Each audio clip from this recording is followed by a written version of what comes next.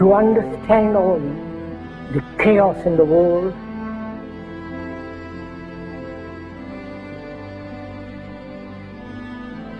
and as we have been programmed, both biologically,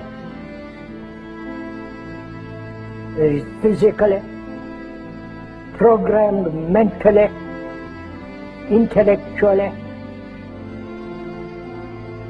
one must be aware of this being programmed like a computer. The Quran says you are busy piling up, calculating, developing your careers, your money, your occupation, your wealth, until you visit the graves. Think about it. When was the last time that you went to a funeral? What was the demeanor? Were the people cracking jokes? Were they dancing? Were they clapping and singing songs? No. Silence. Why? Because every person that walked in that room, seeing that person stretched out, the first thing they thought about was not the person. The first thing they thought about was that one day this will be me. A crisis which the politicians can never solve because they are programmed to think in a particular way.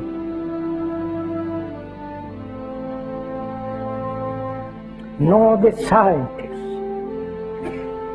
can solve or understand the crisis, nor the business world, the world of money. You have meddled with the primal forces of nature, Mr. Beale, and I won't have it! Is that clear? You think you merely stopped a business deal? That is not the case. The Arabs have taken billions of dollars out of this country, and now they must put it back. It is ebb and flow, tidal gravity. It is ecological balance. You are an old man who thinks in terms of nations and peoples. There are no nations. There are no peoples. There are no Russians. There are no Arabs. There are no third worlds. There is no West. There is only one holistic system of systems. One vast and immane, interwoven, interacting, multivariate, multinational dominion of dollars. Petrodollars, electrodollars, multi-dollars, Reichmarks, rims, rubles, pounds, and shekels. It is the international system of currency which determines the totality of life on this planet. That is the natural order of things today. That is the atomic and subatomic and galactic structure of things today. And you have meddled with the primal forces of nature. And you will atone. So Allah said, Alhaakumut takathur. All of us, all of you are engaged in running your mouths, doing your business, multiplying, buying houses, cars, business, whatever you're doing. And when you're told about God, religion, life, morality, you're saying, look, I ain't got no time for that. I ain't got no time for that. I don't want to hear that. See how arrogant people can be until they visit the funeral house.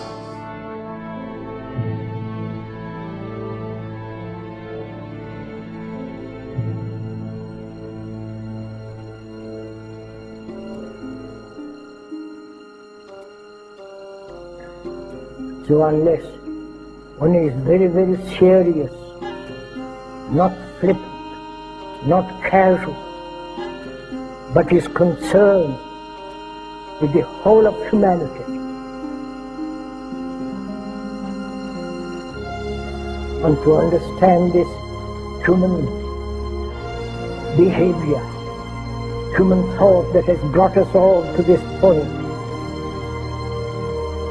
And you say to yourself, is that it? I mean, 50, 60 years, scraping, struggling, scheming, lying, stealing, fornicating, jumping up and down, begging, working, and this is the end of it? I mean, is this what's going to happen to me? Are they going to be dropping me into a hole in the ground?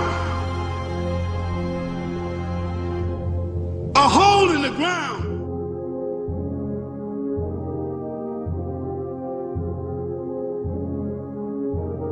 I disagree with you on Israel, but in what way? You're not a supporter. I hope Israel flourishes. I just don't think it's worth an American life or an American dollar.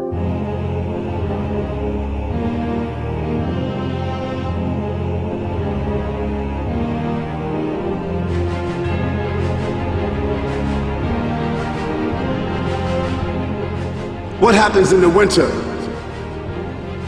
All the leaves fall off the trees and the earth goes dead. And what happens in the springtime? The water comes, generates the earth again, germinates all over again, new grass, new leaves, new flowers, new fruits. So Allah says, and a sign for them is the dead earth. After that, we give it life. And then you eat the fruits from that. So Allah says, the one who gave you life in the beginning, is he not able to give you life all over again in order to judge you? Yes, certainly. You may want to deny it because you don't want to be judged.